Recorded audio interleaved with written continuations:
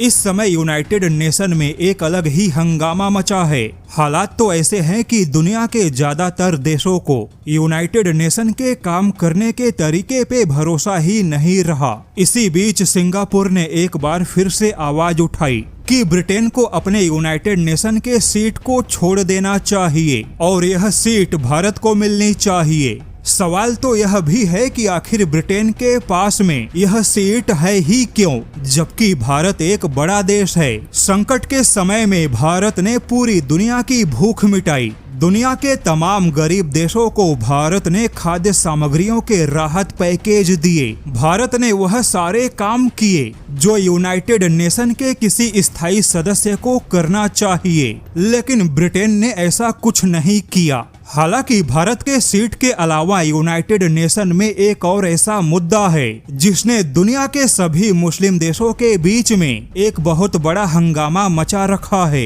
यह मुद्दा है इजराइल और फिलिस्तीन का। भारत ने यूनाइटेड नेशन में फिलिस्तीन का समर्थन किया और ऐसा करना यह भारत के परंपरागत नीति का हिस्सा है जो ऐतिहासिक रूप से फिलिस्तीन के आत्मनिर्णय के अधिकार को मान्यता देता है। लेकिन यूनाइटेड नेशन के बाहर निकलते ही जो जमीनी हकीकत है वह कुछ ऐसा है जिसने इस्लामिक देशों के संगठन OIC के होश उड़ा दिए, क्योंकि व्यवहारिक रूप से आज के समय में इजराइल और भारत के रक्षा संबंध सबसे मजबूत है। ऐसे में अरब देश काफी हैरान हैं। अरब देशों में इस समय नीति को लेकर बहुत ही मिक्स प्रक्रिया देखने को मिल रही है।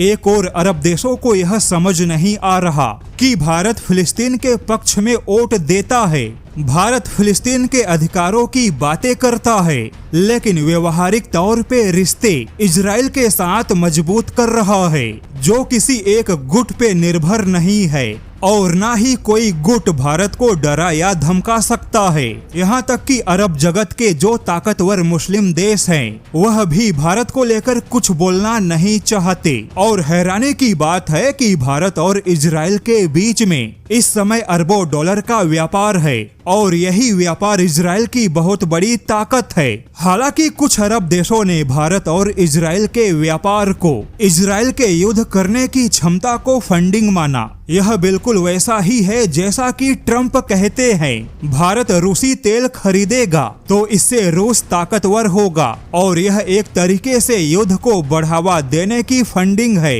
हालांकि अब ट्रंप के बयानों को ही आधार बनाते हुए अरब देश यह बयान दे रहे हैं कि जो भी इजराइल के साथ व्यापार कर रहा है वह इजराइल के युद्ध ताकत को मजबूत कर रहा है। यूनाइटेड नेशन में भले ही सभी ने फिलिस्तीन का साथ दिया, किंतु जमीनी हकीकत कुछ और है। वहीं भारत की विदेश नीति अब भावनात्मक नहीं बल्कि व्यवहारिक यथार्थवाद पे आधारित है।